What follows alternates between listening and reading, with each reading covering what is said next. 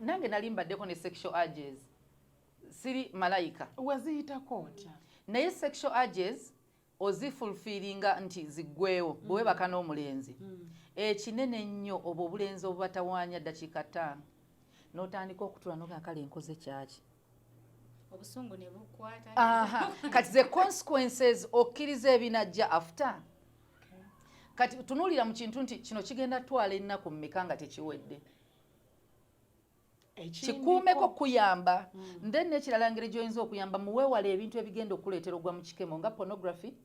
omulenzi oyo mwewale bw'oba oli wekka ebirowoozo bigenda kujja n'ebigenda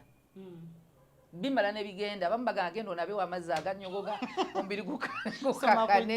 anyiriri tezijja kitwala ngamba okumwewala mwewale nga mwagala banga simwagala kuba waliwo anti tosobola controlling emotion yo so mukyawe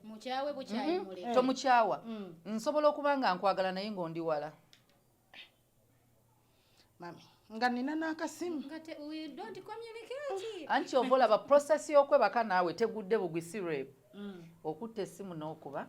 n'atambula n'alinnya taxi n'alinnya boda oba gwe n'olinnya n'ogenda awo byonna by'oyitamu empewo ya boda eŋŋombe n'ekuba eya taxi n'ogamba naye n'owa boda anduyisa n'efa n'okufa Katonda n'akolawo n'ekikundira eyinga obwongo bubeera eri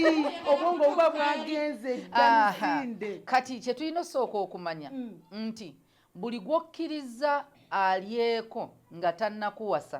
tasobola kwesiga kulowooza nti towe mulala